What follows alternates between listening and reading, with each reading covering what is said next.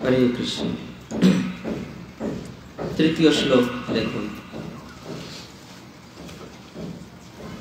ক্লৈব্যমাস্ম গম পার্থ নৈতত্ত্বয় উপপদ্যতে ক্ষুদ্রম হৃদয় দৌর্বল্যম ত্যক্ততিষ্ঠ পরন্তপ। হে পার্থ, এই সম্মান হানিকার ক্লিবত্বের বশবর্তী হইও না। এই ধরনের আচরণ তোমার পক্ষে অনুচিত। হে পরন্তপ, হৃদয়ের এই ক্ষুদ্র দুর্বলতা পরিত্যাগ করে তুমি উঠে দাঁড়াও। আপনাদের গাইড বই দেখুন, মনে হয় একটা প্রশ্ন আছে।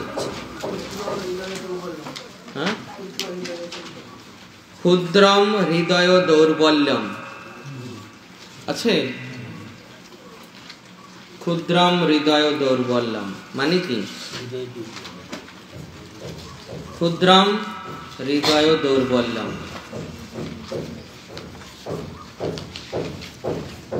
অর্থ কি?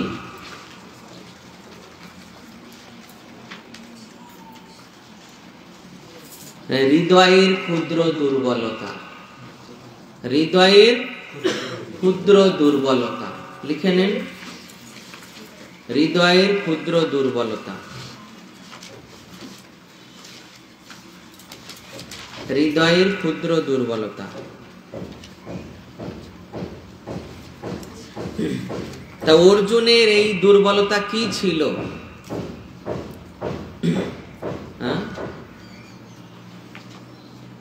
দেখুন তাৎপর্যে লাস্টে দেখুন, অর্জুন যুক্তি দেখিয়েছিলেন অত্যন্ত সম্মানীয় ভীষ্ম ও নিজের আত্মীয়দের প্রতি উদার মনোভাব হেতু তিনি যুদ্ধক্ষেত্র পরিত্যাগ করবেন।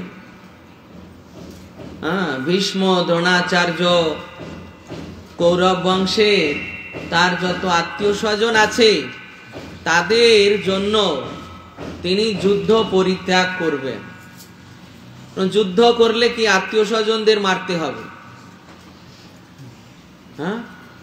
যুদ্ধ করলে আগে আত্মীয় স্বজনদের মারতে হবে, তার পিতামহকে মারতে হবে, গুরুদেবকে মারতে হবে, কুল গুরুকে মারতে হবে, বুঝতে পেরেছ? অভিভাবক যারা আছে সব মারতে হবে, কারণ সব ওই দলে, প্রায় সব ওই দলে।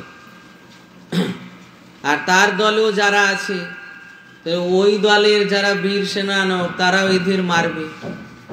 তো এদেরও আত্মীয় স্বজন মরবে, ওদেরও আত্মীয় স্বজন মরবে। এখন অর্জুন চিন্তা করছেন যে আমি কি করে আমার পিতামহকে মারব।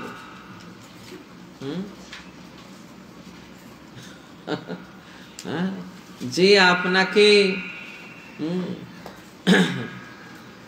মনে করুন কোলে পিঠে করে মানুষ করেছে,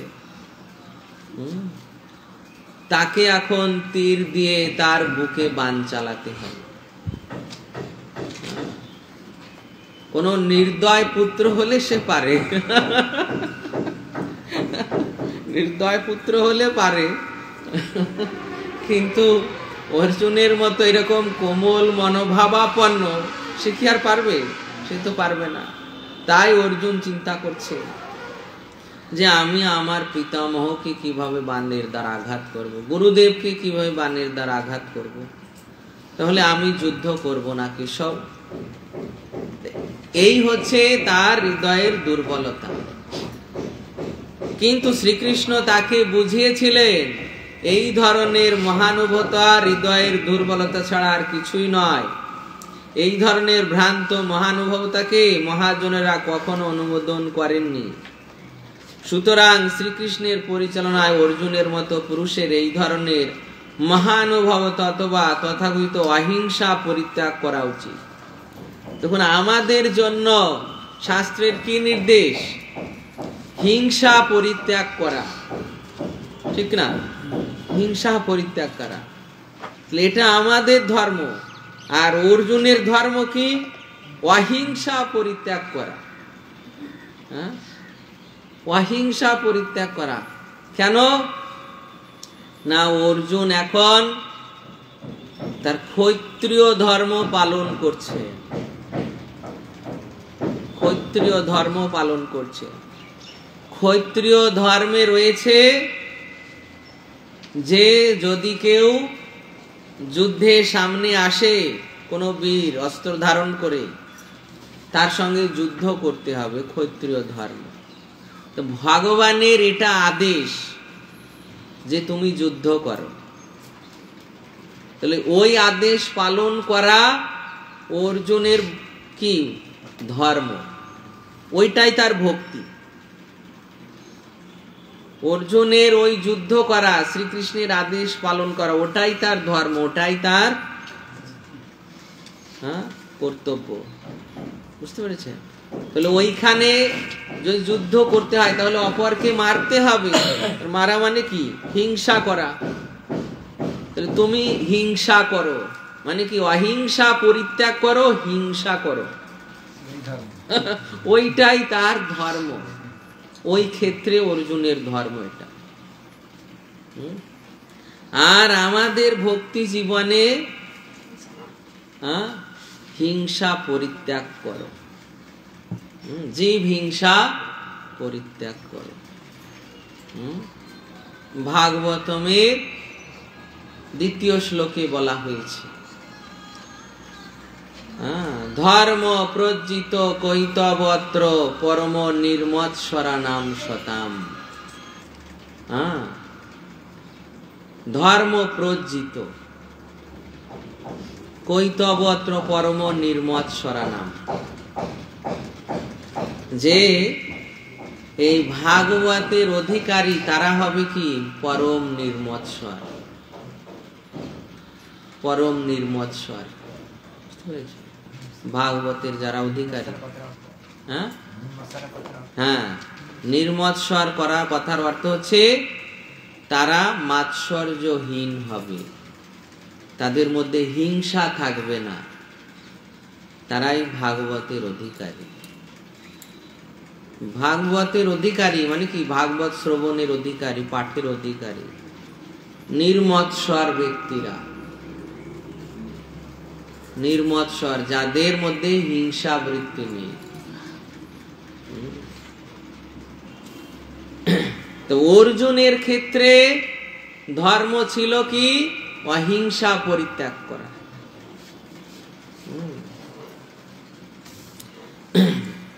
ওকে, হরে কৃষ্ণ। 4th শ্লোক। অর্জুন উবাচ কথম ভীষ্মমহং সংখ্যে দ্রোণং চ মধুসূদন ইষুভি প্রতিয়োৎস্যামি পূজার্হা বরিসূদন। অর্জুন বললেন, হে অরিসূদন, হে মধুসূদন, এই যুদ্ধক্ষেত্রে ভীষ্ম দ্রোণের মতো পরম পূজনীয় ব্যক্তিদের আমি কেমন করে বাণের দ্বারা প্রতিদ্বন্দ্বিতা করব? ভগবান বলছেন তোমার হৃদয়ের ক্ষুদ্র দুর্বলতা পরিত্যাগ করো। আর অর্জুন বলছেন, হে মধুসূদন, মানে তুমি মধু বংশের, তো তোমার বংশের তোমার যে পিতামহ আছে উগ্রসেন, তোমার যে গুরুদেব আছে, কি গুরুদেবের নাম কি? সান্দীপনী মুনি। তুমি কি তাদেরকে বধ করতে পারবে? তুমি কি তাদের বধ করতে পারবে? তুমি তোমার গুরুদেবকে বধ করতে পারবে? তাহলে আমাকে বলছো কেন? এই প্রভুপাদ লিখেছে এখানে, শ্রীকৃষ্ণ কি কখনো তার পিতামহ উগ্রসেন অথবা গুরুদেব সান্দীপনী মুনিকে আক্রমণ করতে সমর্থ হবেন? যদি না হন তাহলে আমাকে বলছেন কেন? আপনি আচরি ধর্ম জীবের শিখায়, নিজে না আচরলে শেখানো না যায়। তুমি যা আচরণ করনি তা আমাকে কেন শিক্ষা দিচ্ছ? তোমার গুরুদেবকে তুমি বধ করতে পারবে?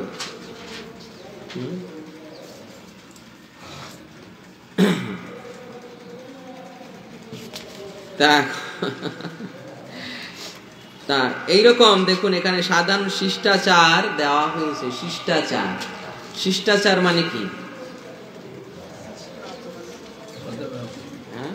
শিষ্টাচার মানে কি? শিষ্টাচার মানে মানে আদর্শ আচরণ, আদর্শ আচরণ, আদর্শ স্থানীয় আচরণ, আদর্শ স্থানীয় আচরণ শিষ্টাচার। এখানে শিষ্টাচার কি? গুরুজনদের প্রতি এমনকি মৌখিক তর্কযুদ্ধ করা উচিত নয়। নীতি শিক্ষা, শিষ্টাচারের নীতি শিক্ষা, যে গুরুজনদের মুখে কখনো তর্ক যুদ্ধ করা উচিত নয়। গুরুজনদের মুখোমুখি কখনো তর্ক যুদ্ধ করা উচিত নয়। বুঝতে পেরেছেন? মানে মুখের উপর আর কোনো কথা বলা উচিত নয়। গুরুজন, গুরুজন শ্রেষ্ঠ জন, তাদের মুখের বিরুদ্ধ আচরণ করা উচিত নয়। গুরু শ্রেষ্ঠ জন, এই গুরু শব্দে কিছু বিশেষত্ব আছে। শ্রেষ্ঠ জন শব্দে স্বাভাবিক একটা অর্থ, একটা স্বাভাবিক অর্থ, আর একটা হচ্ছে মানে বিশেষ অর্থ। শ্রেষ্ঠ জন, গুণীজন, বয়োজ্যেষ্ঠ জন, এর স্বাভাবিক অর্থ বয়োজ্যেষ্ঠ জন, বয়োজ্যেষ্ঠ, বয়োবৃদ্ধ, তাকে বলে কি? বয়োবৃদ্ধ, বয়োবৃদ্ধ। মনে করুন আমি বাচ্চা ছেলে, আমার থেকে যিনি আমার মনে করুন ঠাকুরদার বয়স, বাবার বয়স, তাদের সঙ্গে কখনো আমার মৌখিক তর্ক যুদ্ধ, মুখে কথা কাটাকাটি করা উচিত নয়। এই যে সাধারণ শিষ্টাচার বয়োবৃদ্ধের প্রতি। আর এর থেকে উন্নত স্তরের বিচার যে জ্ঞানবৃদ্ধ, জ্ঞানবৃদ্ধ, এক হচ্ছে বয়োবৃদ্ধ, জ্ঞানবৃদ্ধ। সুখদেব গোস্বামী যখন সভায় উপস্থিত হলেন, তখন সুখদেব গোস্বামীর ওই সভায় 1000 বছরের, এইরকম 500 বছর, 600 বছরের এইরকম বয়সের সব মুনি ঋষিরা বসে আছে। সুখদেব গোস্বামীর বয়স কত ছিল? 16 বছর। তিনি যখন এসেছেন তখন তারা সব উঠে দাঁড়িয়ে প্রণাম করেছেন। ওই রকম বয়োবৃদ্ধ ঋষিগণ উঠে দাঁড়িয়ে কাকে প্রণাম করছেন? জ্ঞানবৃদ্ধকে, জ্ঞানবৃদ্ধকে প্রণাম করছেন। জ্ঞানবৃদ্ধকে প্রণাম করছেন। সুখদেব গোস্বামীকে ওই সময় ব্যাস আসন প্রদান করা হয়। ব্যাসদেব তার পিতা নিচে বসে আছে, ব্যাসদেবের গুরুদেব নারদ মুনি নিচে বসে আছে, তারপর ভগবান পরশুরাম নিচে বসে আছে, আর 16 বছরের তার পুত্র ব্যাস আসনে বসে ভাগবত প্রবচন দিচ্ছে। বুঝতে পেরেছি? তা এইরকম ভাবে জ্ঞান বৃদ্ধের এইরকম আদর। তাই এখানে শিষ্টাচার যে যিনি এই পারমার্থিক জ্ঞানে উন্নত, তার বিরুদ্ধেও, তার মুখে মুখেও কখনো তর্ক যুদ্ধ করা উচিত না। সাধারণ শিষ্টাচার বয়োবৃদ্ধ, পিতা, এরকম সিনিয়র বর্গ যারা আছে তাদের মুখের উপর কথা না বলা সাধারণ শিষ্টাচার।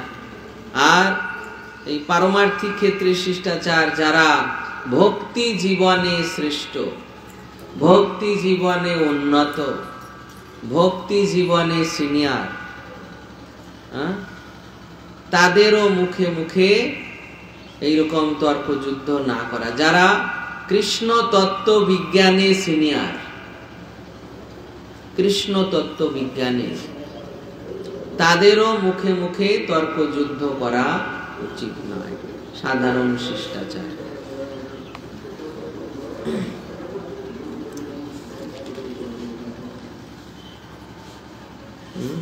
তা অর্জুন এই সাধারণ শিষ্টাচারের পরিপ্রেক্ষিতে বলছেন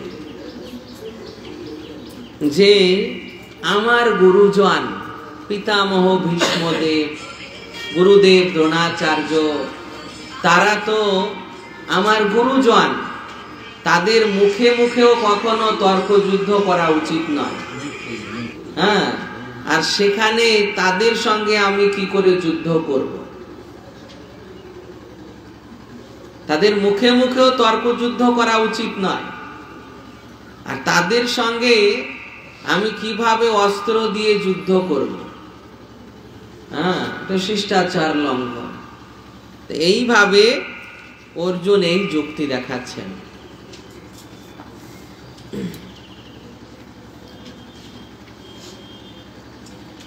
পঞ্চম শ্লোক, গুরুন, এই শ্লোকটা আমার পর পর পড়বেন।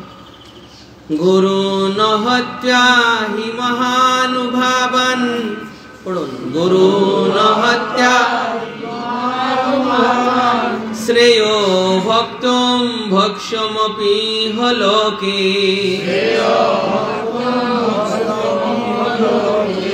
হত্যার্থ কামাংস্তু গুরুনি হইব,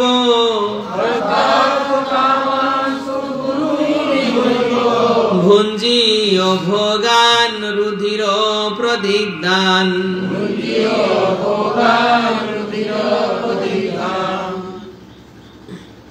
আমার মহানুভব শিক্ষা গুরুদের জীবন হানি করে এই জগৎ ভোগ করার থেকে বরং ভিক্ষা করে জীবন ধারণ করা ভালো। তারা পার্থিব বস্তুর অভিলাষী হলেও আমার গুরুজন, তাদের হত্যা করা হলে যুদ্ধলব্ধ সমস্ত ভোগ্য বস্তু তাদের রক্ত মাখা হবে।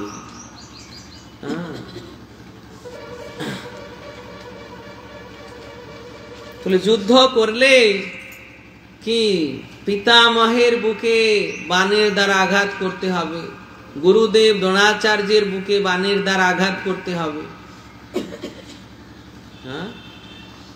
তাহলে তাদের বুকে বাণের দ্বারা আঘাত করলে তাদের বক্ষ থেকে ধরিত্রীতে রক্ত পড়বে। তাহলে ধরিত্রী হবে কি গুরুদেবদের রক্তে রঞ্জিত, রক্তমাখা রাজ্য হবে, রক্তমাখা রাজ্য। তাহলে ওই রক্তমাখা রাজ্যের উপর দাঁড়িয়ে কিভাবে আমি রাজ্য শাসন করব, রাজ সিংহাসনে বসবো, রাজ্য ভোগ করব, এইটা তো আমার উচিত নয়। তাই অর্জুন বলছেন যে তারা মানে কি গুরুদেবগণ বা আমার পিতামহ গুরুদেব দ্রোণাচার্য, তারা যদিও পার্থিব বস্তুর অভিলাষী হয়ে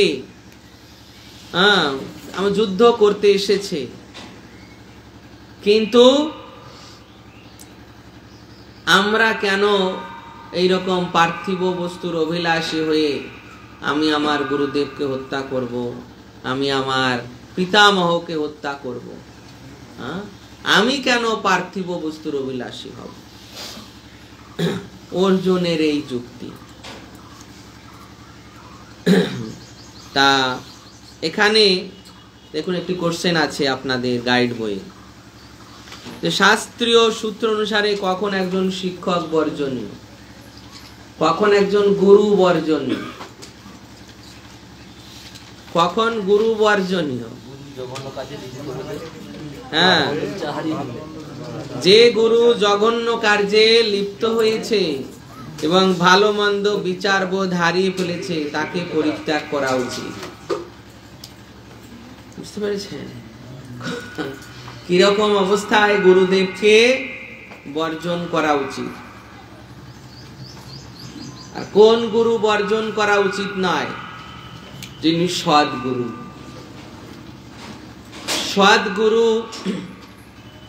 সদ্গুরুকে কখনো বর্জন করতে নেই, আর অসৎ গুরুকে কখনো ধারণ করে রাখতে নেই।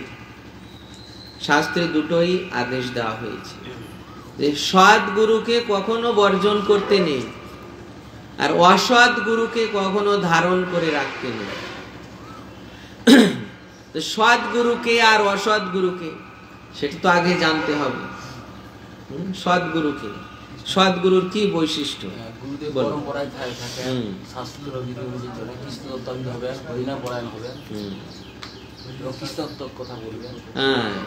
এবং নিজের আচরণের শিক্ষা শিষ্যকে প্রদান করবেন। তিনি সদ্গুরু। আমি করলাম একটা আর বললাম আর একটা, ওটা হলে সদ্গুরু নয়। আমাদের বৃন্দাবনে আমাদের একজন মহারাজ ছিলেন, পূজ্যপাদ মহারাজ। তার কাছে অন্য সম্প্রদায় থেকে একজন ব্যক্তি দেখা করতে এসেছে, মহারাজকে প্রণাম করতে এসেছেন। তো প্রণাম করেছেন, তো মহারাজ জিজ্ঞাসা করছেন, পূজ্যপাদ মহারাজ জিজ্ঞাসা করছেন যে তুমি কত মালা জপ করো, কত মালা জপ করো? হ্যাঁ। তো মহারাজ ওনাকে জিজ্ঞাসা করলেন তুমি কত মালা জপ করো? উনি আনসার দিলেন, মহারাজ আমি দীক্ষা নিয়ে নিয়েছি। মহারাজ আবার জিজ্ঞাসা করছেন, না আমি ওটা জিজ্ঞাসা করিনি, তুমি কত মালা হরি নাম জপ করো? তো মহারাজ আমি ওটাই তো বলছি যে আমি দীক্ষা নিয়ে নিয়েছি।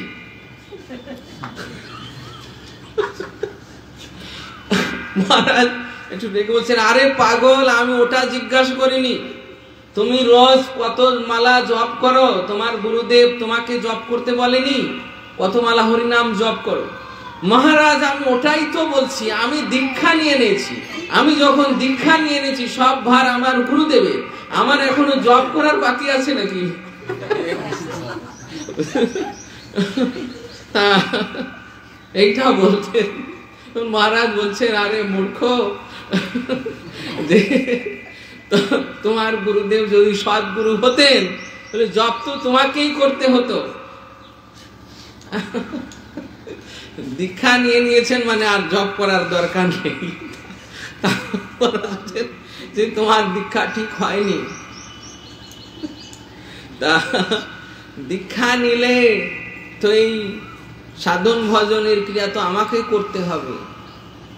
তো তার গুরুদেব ওই রকম দীক্ষা দিয়েছে, কিন্তু এই রকম জপ করার গুরুত্ব দেয়নি। বুঝতে পেরেছেন?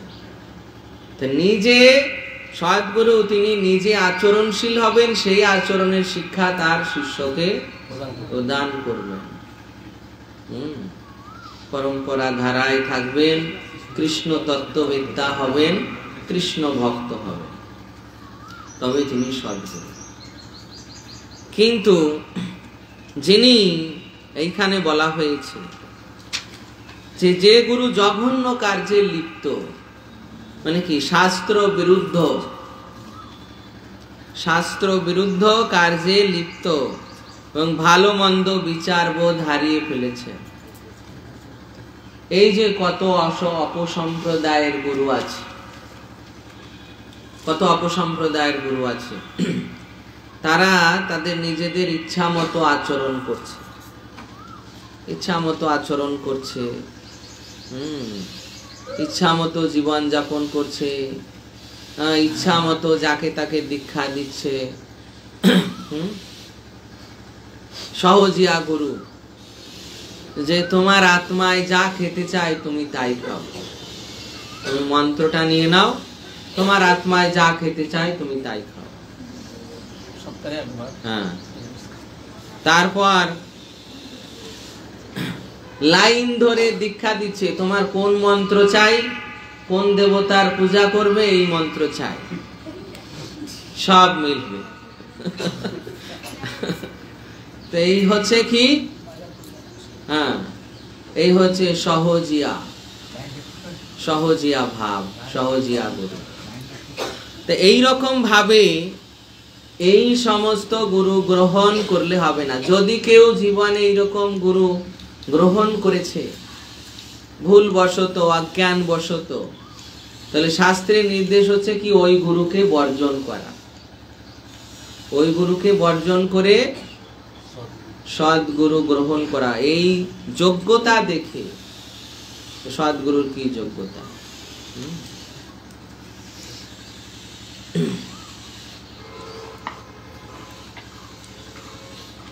পরবর্তী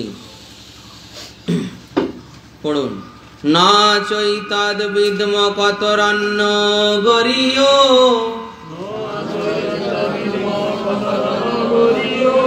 যদ্বা জয়েম যদি বা নো জয়েয়ু,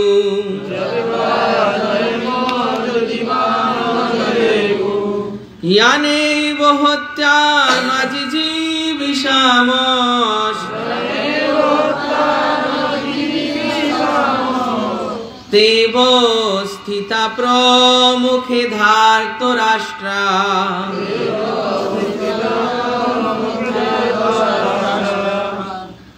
তের পরে কি চিহ্ন আছে দেখেছেন? ওটা কি? তের পরে কি চিহ্ন আছে? ওটা দেখেছেন? মাত্রা কাটা, মাত্রা কাটা দেখেছেন? ওটার উচ্চারণ কোন উচ্চারণ করতে হবে না, ওটা হচ্ছে আধা অ, ওর উচ্চারণ হয় না। আধা অ, অ আধা অ, ওর উচ্চারণ হবে না, সরাসরি তে পরে ব উচ্চারণ, তে বস্থিতা। ওই তে, তে যখন আপনি উচ্চ করে টান দিচ্ছেন, হ্যাঁ, তখন ওর উচ্চারণ আপনা আপনি হয়ে যায়, তে বস্থিতা। হ্যাঁ, তে হো বস্থিতা এরকম বলবেন না, তে বস্থিতা।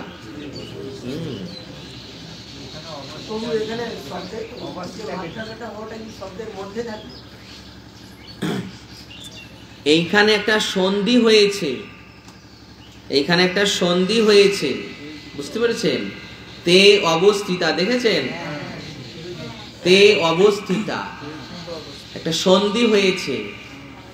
শ্রীল জীব গোস্বামী পাদের ব্যাকরণের নীতি অনুযায়ী যদি ওয়ের পূর্বে গুরু বর্ণ থাকে, এই একার, একার হচ্ছে গুরু বর্ণ, একার যদি এই ওয়ের পূর্বে থাকে একার, হ্যাঁ, তারপর ঔকার, দীর্ঘিকার, গুরু বর্ণ যদি এর আগে থাকে, তাহলে ওই ওয়ের আর উচ্চারণ হবে না। তে, এইটা গুরু বর্ণ, এইটার মধ্যেই ওর উচ্চারণ হয়ে যাবে, তে বস্থিতা।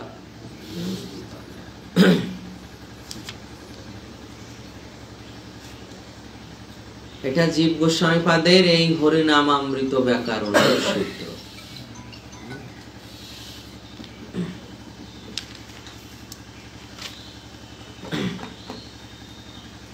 যুদ্ধ করাটা যদিও ক্ষত্রিয়ের ধর্ম, তবু অর্জুন স্থির করতে পারছিলেন না সেই অনর্থক হিংসাত্মক যুদ্ধে রত হবেন কিনা ভিক্ষাবৃত্তি গ্রহণ করে জীবন ধারণ করবেন। তিনি যদি তার শত্রুদের পরাজিত না করেন, তাহলে ভিক্ষা করে জীবন ধারণ করা ছাড়া আর কোনো পথ থাকবে না। বুঝতে পেরেছেন? তখন অর্জুন বিভ্রান্ত হয়েছেন, কি করবেন? যে যুদ্ধ করবেন, যুদ্ধ করলে আত্মীয় স্বজনদের মারতে হবে, হ্যাঁ, ভক্তিপথে যাবেন, তাহলে আত্মীয় স্বজনদের বাড়িতে আর যাওয়া যাবে না। কি করবেন? আত্মীয় স্বজনদের বাড়িতে যাওয়া যাবে না, তাদের হাতের খাওয়া যাবে না, তাদের কোনো উৎসব অনুষ্ঠানে যোগদান করা যাবে না। তাদের বাড়িতে গিয়েও আমরাও রান্না করতে পারবো না, তারাও আমাদের বাড়িতে এসে কোনো কিছু রান্না করতে পারবে না, তাদের রান্না আমরা খাবো না। তাদের বাড়িতে রান্না করতে গেলে অনেক তাদের বাসন করা যাবে, নতুন বাসন আনতে হবে, চুলা পাল্টাতে হবে, অনেক রকম ব্যাপার আছে।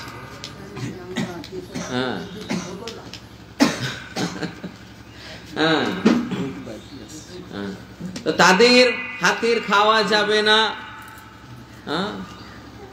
তারপর তাদের বাড়িতে গিয়ে মনে করুন তাদের বাসনপত্রে আমরা রান্না করব না, আমাদের আলাদা চাই, সব কিছু আলাদা চাই, তেলের বোতল আলাদা, নুনের প্যাকেট আলাদা, চুলা আলাদা, বাসন কোসন সব আলাদা। তো এত ঝামেলা করে পারবে?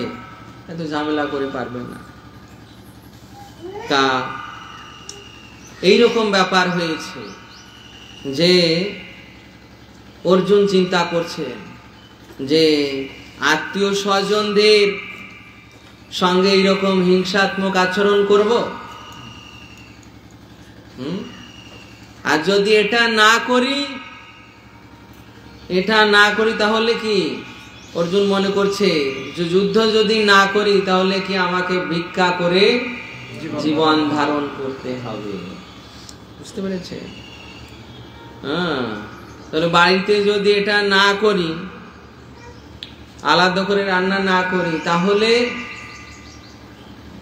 কি ওই মঠে মন্দিরে গিয়ে বাস করতে হবে, যেমন আমরা করছি। মঠে মন্দিরে গিয়ে বাস করছি, মঠে মন্দিরে গিয়ে বাস করতে হবে। আর অর্জুন চিন্তা করছেন আমাকে তাহলে ভিক্ষা করে জীবন ধারণ করতে হবে। এখন এই যে উভয় সংকট, এদিকেও বিপদ ওদিকেও বিপদ, এই উভয় সংকটে অর্জুন পড়ে গিয়েছে। উভয় সংকট। এখন উভয় সংকটে অর্জুনের কি নীতি? উভয় সংকটে অর্জুনের কি নীতি হয়েছে দেখুন সপ্তম শ্লোকে। পড়ুন। কার্পণ্য দোষ পহত স্বভাব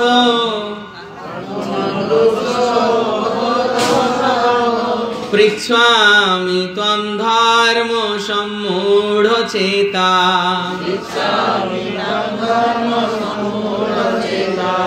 শ্রেয়োষান্নিশ্চিতং ব্রূহি তন্মে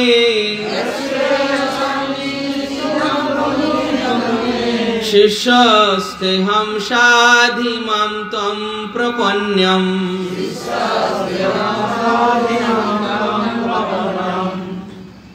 কার্পণ্য জনিত দুর্বলতার প্রভাবে আমি এখন কিং কর্তব্য বিমূঢ় হয়েছি। কিং কর্তব্য বিমূঢ় মানে কি করব, কিং কর্তব্য, আমার কি করা কর্তব্য, এই বিষয়ে আমি বিমূঢ়। মানে কি? আমি বুঝতে পারছি না আমি কি করব, আমার জ্ঞান লোপ পেয়েছে, আমি বুদ্ধিহীন হয়েছি। এই অবস্থায় আমি কোন দিকে যাব? আমার কর্তব্য সম্বন্ধে বিভ্রান্ত হয়েছি। এই অবস্থায় আমি তোমাকে জিজ্ঞাসা করছি এখন কি করা আমার পক্ষে শ্রেয়স্কর, আমাকে বলো। এখন আমি তোমার শিষ্য ও সর্বতোভাবে তোমার শরণাগত, দয়া করে তুমি আমাকে নির্দেশ দাও। তাহলে অর্জুনের কি নীতি? কিং কর্তব্য বিমূঢ় অবস্থায় অর্জুনের কি নীতি?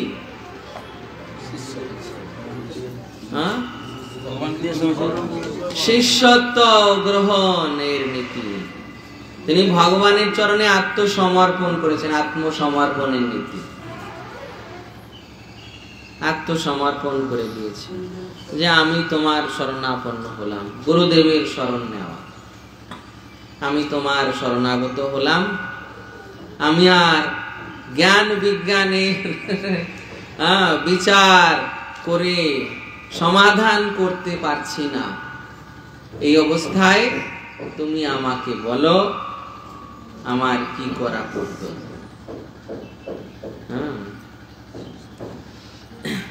তা এখানে অর্জুন সমর্পণ করেছেন, কিন্তু পরবর্তীতে একটা ভুল আমরা পাব, অর্জুনের ক্ষেত্রে, সেটা পরে আলোচনা হবে। কিং কর্তব্য বিমূঢ় অবস্থা। তা আপনাদের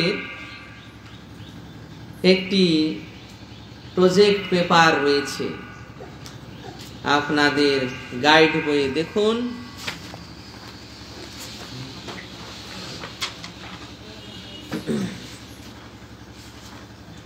তিন নাম্বার কোশ্চেন, খোলা বই মূল্যায়ন।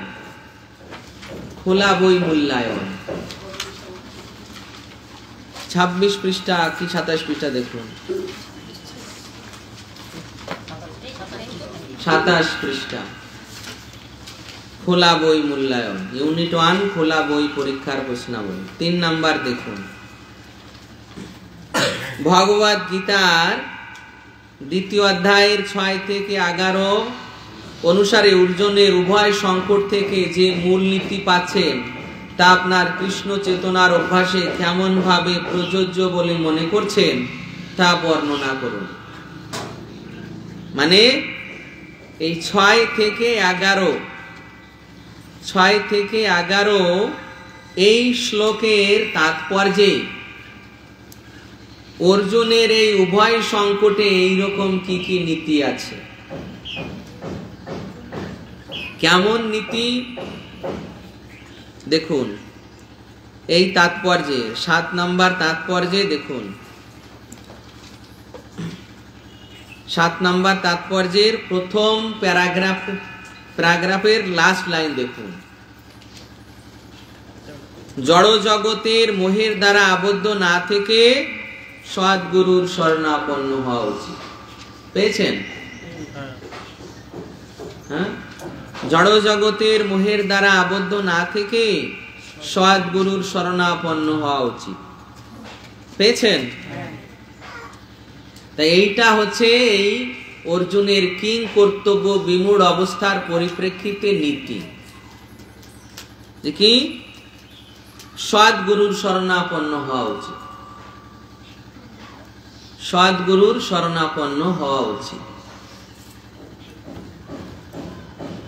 এই রকম এই 6 থেকে 11 নাম্বার শ্লোকের তাৎপর্য এই রকম কি কি নীতি আছে এটা বের করতে হবে তাৎপর্য পড়ে। বুঝতে পারলেন? এইরকম কি কি নীতি আছে, যেমন বললাম সদ্গুরুর শরণাপন্ন হওয়া উচিত, এইরকম কি কি নীতি আছে, এই যে উচিত অনুচিত মূলক এইগুলো নীতি, সাধারণ নীতি, জেনারেল প্রিন্সিপাল, সাধারণ নীতি বা মূল নীতি একে বলে। এখানে মূল নীতি হচ্ছে কি সদ্গুরুর শরণাপন্ন হওয়া উচিত। তাহলে এইরকম ভাবে তাৎপর্য পড়ে এই নীতি 5টি নীতি বের করতে হবে, 5টি নীতি বের করতে হবে, তাৎপর্য পড়ে 5টি নীতি বের করতে হবে। এখানে যেমন একটা আমি বলে দিলাম, সদ্গুরুর শরণাপন্ন হওয়া উচিত।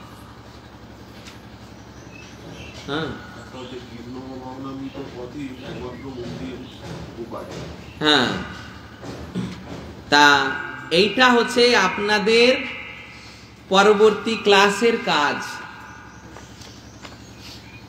পরবর্তী ক্লাসের হোমওয়ার্ক এইটা।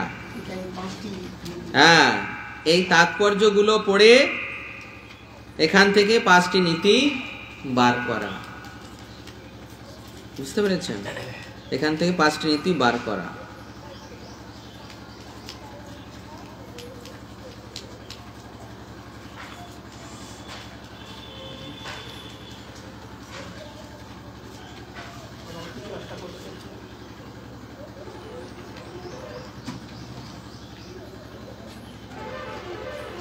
পরবর্তী ক্লাস গৌর পূর্ণিমার পরে হবে, গৌর পূর্ণিমার পরে হবে। এই নীতিগুলো বার করা।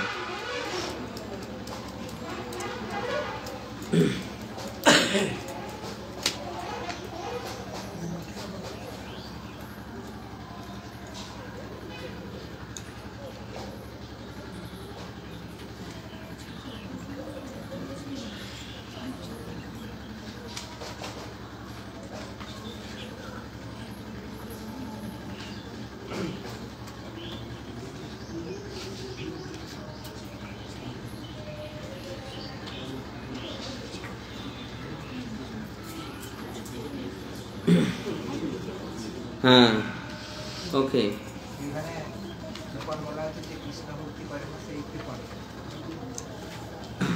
হ্যাঁ,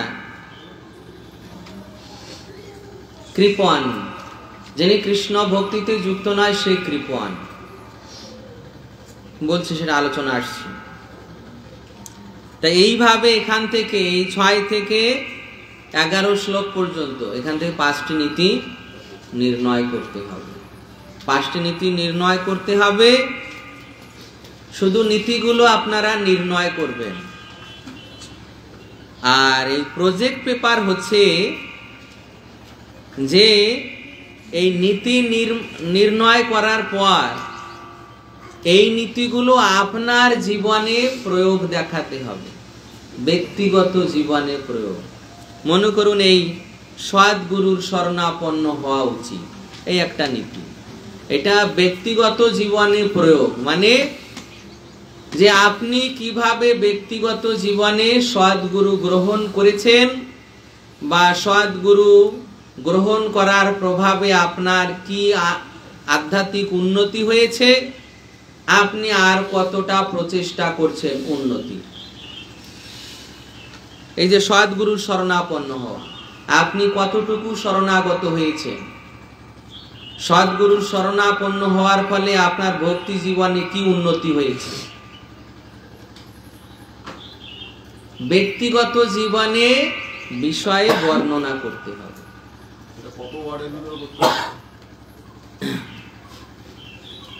এটা তো পুরো প্রজেক্ট পেপার, সেটা এখনো বলিনি। পুরো প্রজেক্ট পেপার আপনার 300 থেকে 350 ওয়ার্ডের মধ্যে পুরো প্রজেক্ট পেপার, পুরো অ্যাসেসমেন্ট।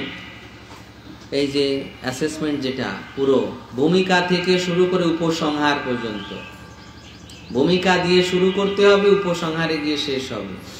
তো ভূমিকা পরে আসবে এই 5টি নীতি নির্ণয়, ভূমিকা, নীতি নির্ণয়, তারপর ব্যক্তিগত জীবনে প্রয়োগ, তারপর উপসংহার। এই 5টা লেখার পর এটা মানে ভূমিকা থেকে শুরু করে কনক্লুশন, উপসংহারে আপনার 300 থেকে 350 ওয়ার্ড হবে।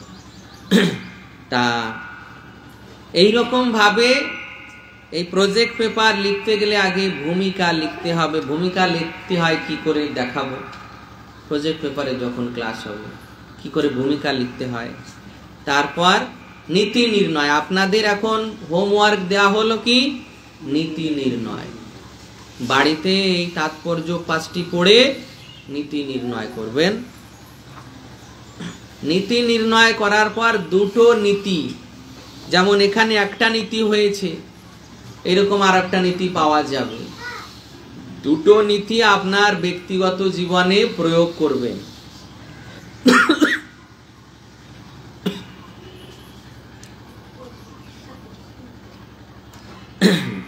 এখানে যেমন সদ্গুরুর শরণাপন্ন হওয়া উচিত, তাহলে ব্যক্তিগত জীবনে কি আপনি সদ্গুরুর শরণাপন্ন হয়েছেন? যদি না হয়ে থাকেন, হওয়ার জন্য কি করছেন? আর যদি হয়েছেন, তাহলে সদ্গুরুর শরণাগত হওয়ার প্রভাবে আপনার কি এই পারমার্থিক জীবনে, ভক্তি জীবনে অগ্রগতি, উন্নতি হয়েছে? ব্যক্তিগত জীবনে উন্নতি হয়েছে? হয়েছে? হয়েছে? হ্যাঁ, কি উন্নতি হয়েছে? আগে কেমন ছিলেন আগে কেমন ছিলেন সদ্গুরু গ্রহণের আগে, আর বর্তমানে সদ্গুরু গ্রহণের পর কি উন্নতি অগ্রগতি হয়েছে সেটা বর্ণনা করতে হবে। তারপর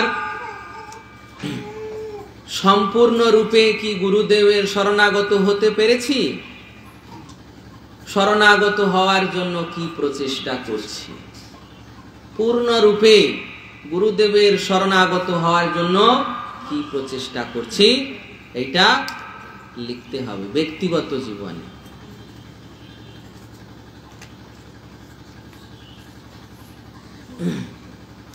এই ব্যক্তিগত জীবনে লিখতে গিয়ে কাউকে উপদেশ দেওয়া যাবে না। হ্যাঁ, আমি গুরুদেবের শরণাগত হয়েছি, অন্যদের উচিত এইভাবে গুরুদেবের শরণাগত হওয়া উচিত, তাদেরও এইরকম করা উচিত, এইরকম উপদেশ দেওয়া যাবে না ওই লেখার ভিতরে। এটা আমার জীবন সম্বন্ধে লিখছি, আমি কি কি করছি শুধু আমার জীবন সম্বন্ধে লিখতে হবে। হ্যাঁ, তারপর পূর্ণরূপে শরণাগত হওয়ার জন্য, পূর্ণরূপে তার আদেশ পালন করার জন্য কি করছি শুধু আমার জীবনের সম্বন্ধে লিখতে হবে। বুঝতে পেরেছেন? প্রত্যেকে ব্যক্তিগত, এই দুটি ব্যক্তিগত প্রয়োগ লিখতে হবে। তা আগে লিখতে গেলে আগে 5টি নীতি নির্ণয় করতে হবে। তারপর দেখুন মূল গ্রন্থে দেখুন,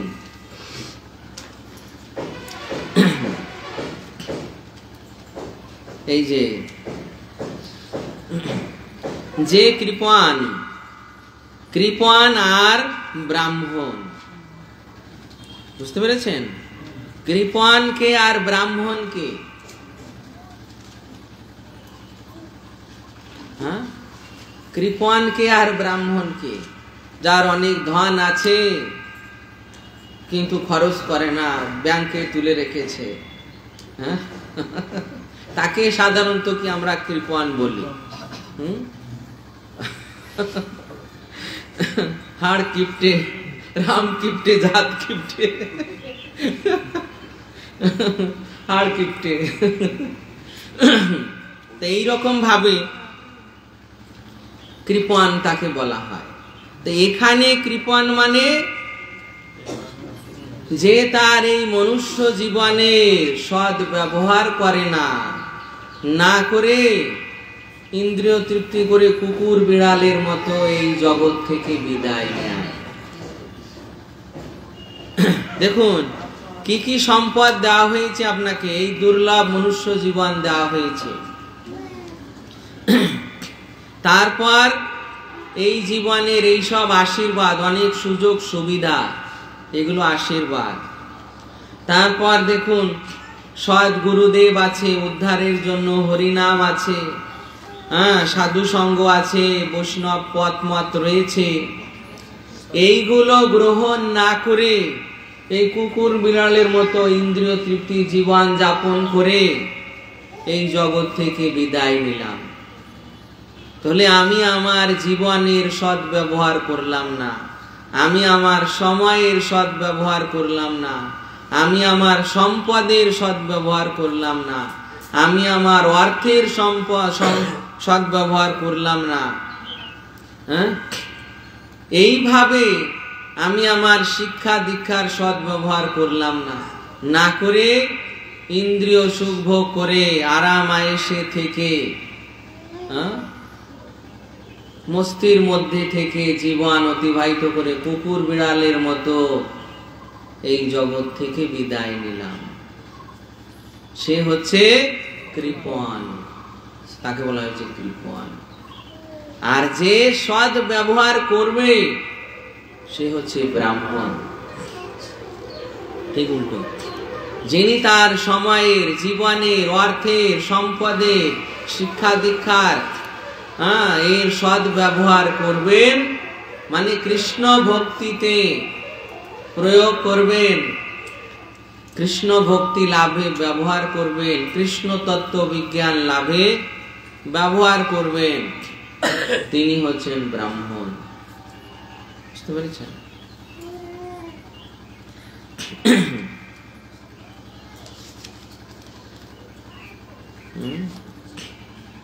এখানে একটি বিশেষ পয়েন্ট রয়েছে, দেখুন, চর্মরোগ। দেখেছেন? চর্মরোগ, এটা হচ্ছে আন্ডারস্ট্যান্ডিং পয়েন্ট, অনুধাবন যোগ্য বিষয়, উপলব্ধি যোগ্য বিষয়। চর্মরোগ,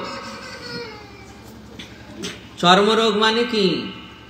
সাধারণভাবে চর্মরোগ মানে চামড়ায় কোনো রোগ হয়েছে, হ্যাঁ, চুলকায়, হ্যাঁ, চুলকায়, খুজলায়, চর্মরোগ। কিন্তু এই চর্মরোগ মানে কি? চামড়ার ভিত্তিতে আকর্ষণ, আসক্তি। বুঝতে পেরেছেন? এই যে মানুষ প্রায় এক ধরনের চর্মরোগের দ্বারা আক্রান্ত হয়ে স্ত্রী, পুত্র, পরিজন, পরিবারের প্রতি অত্যন্ত আসক্ত হয়ে পড়ে।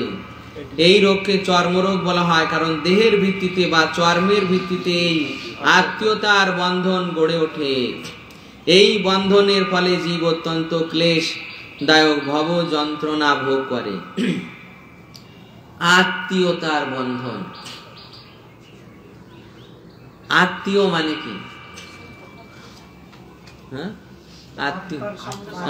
আত্মার সম্বন্ধীয়, আত্মার সম্বন্ধীয়।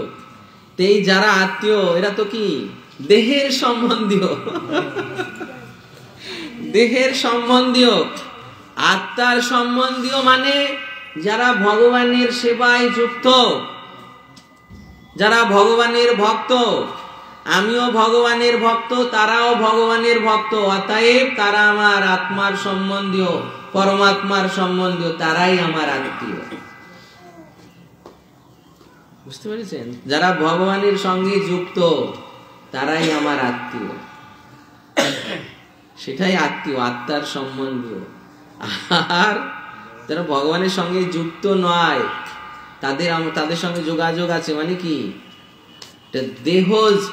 দেহজ সম্পর্কে, দেহাত্ম বুদ্ধির পরিণাম, তার দেহাত্ম বুদ্ধির ভিত্তিতে এই সম্বন্ধ। হ্যাঁ, এটা আত্মীয়তার নয়, এটা আছে দেহাত্ম বুদ্ধির পরিপ্রেক্ষিতে বন্ধন। হ্যাঁ, দেহাত্ম বুদ্ধিতে আমি আমার, আমি শরীর, আর আমার শরীর থেকে যারা উৎপন্ন হয়েছে, শরীরের সঙ্গে যারা রিলেটেড, তারা আমার। দেহাত্ম বুদ্ধির বন্ধন।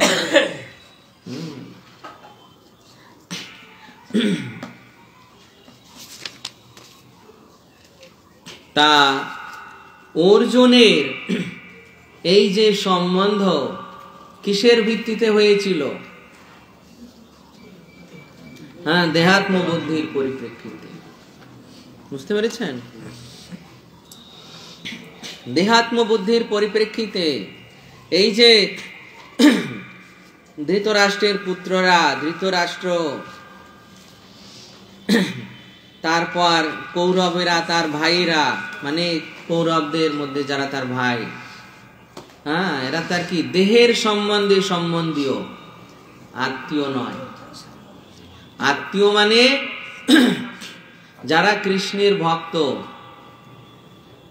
তাদের সঙ্গে সম্বন্ধ, তারাই আত্মীয়।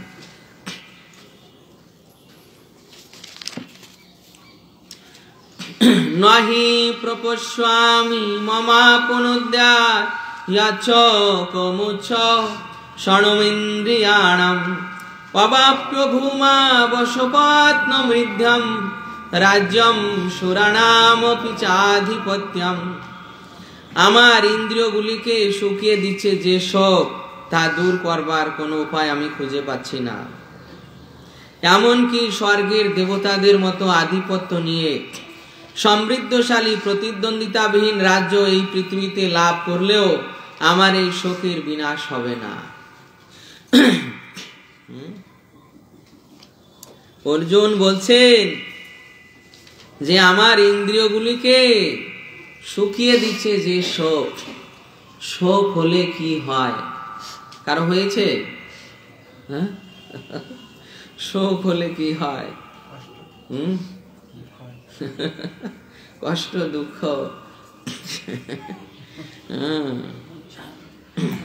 শোক হলে কি হয়? অর্জুনের শোক হয়েছে ইন্দ্রিয়গুলি শুকিয়ে দিয়েছে,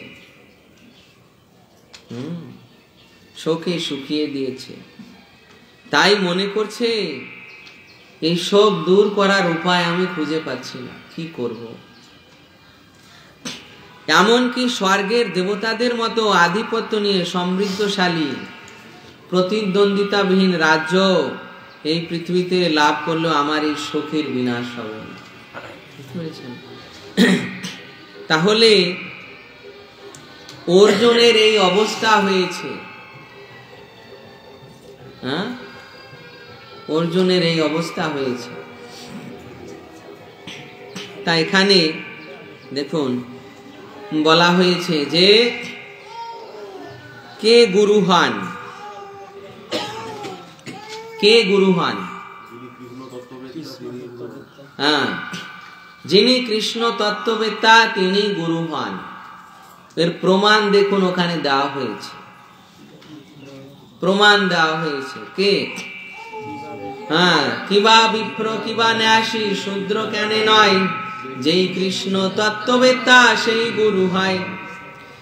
তারপর আবার বৈদিক শাস্ত্রে শ্রুতি শাস্ত্রে বলছে ষটকর্ম নিপুণ বিপ্র মন্ত্রতন্ত্র বিষাদ হৃদ অবৈষ্ণব গুরু নসাদ বৈষ্ণব সপচ গুরু। সমস্ত বৈদিক জ্ঞান সম্পন্ন ব্রাহ্মণ যদি বৈষ্ণব না হন, অথবা তিনি যদি কৃষ্ণ তত্ত্ববেত্তা না হন, তবে তিনি গুরু হওয়ার যোগ্য নন। কিন্তু নিচ কুলোদ্ভূত চণ্ডাল কৃষ্ণ তত্ত্ব জ্ঞান সম্পন্ন বৈষ্ণব হন, তবে তিনি গুরু হতে পারেন। পদ্ম পুরাণে বলছে কোন চণ্ডাল তিনি যদি কৃষ্ণ তত্ত্ববেত্তা হন তিনি গুরু। বুঝতে পেরেছেন? কিন্তু ব্রাহ্মণ বংশে যদি জন্ম হয়, তিনি যদি কৃষ্ণ ভক্ত না হন, তিনি গুরু হতে পারেন না। ব্রাহ্মণ বংশে জন্ম হলেই ব্রাহ্মণ হয়ে যায়? আমাদের ভক্তি শাস্ত্রীর অনলাইন গ্রুপের একজন মাতাজি জিজ্ঞাসা করেছে যে প্রভু, যে ব্রাহ্মণের সন্তান তাকে কি আর ব্রাহ্মণ দীক্ষা নিতে হবে কিনা? যে ব্রাহ্মণের সন্তান তাকে কি আর ব্রাহ্মণ দীক্ষা নিতে হবে? তখন জিজ্ঞাসা করেছে, তা আনসার দেওয়া হয়েছে যে আচ্ছা, ডাক্তারের যদি ছেলে হয় তাকে কি ডাক্তারি পড়তে হবে নাকি? পড়তে হবে না? না, সে কি করে? সে তো ডাক্তারের ছেলে, ডাক্তারের ছেলে ডাক্তার হবে না, মেডিকেল করতে হবে। সেইভাবে ব্রাহ্মণের ছেলে হলেই সে ব্রাহ্মণ হবে না, তাকে ব্রাহ্মণের কোয়ালিফিকেশন অর্জন করতে হবে। ঠিক যেমন ডাক্তারের ছেলে হলেই সে ডাক্তার হয়ে যায় না, তাকে পড়তে হবে, কোয়ালিফিকেশন অর্জন করতে হবে, তবে। ঠিক আছে? হরে কৃষ্ণ। তো ডিস্টার্ব করে দিচ্ছে, আর তো হবে না, এখানে থাক। হরে কৃষ্ণ।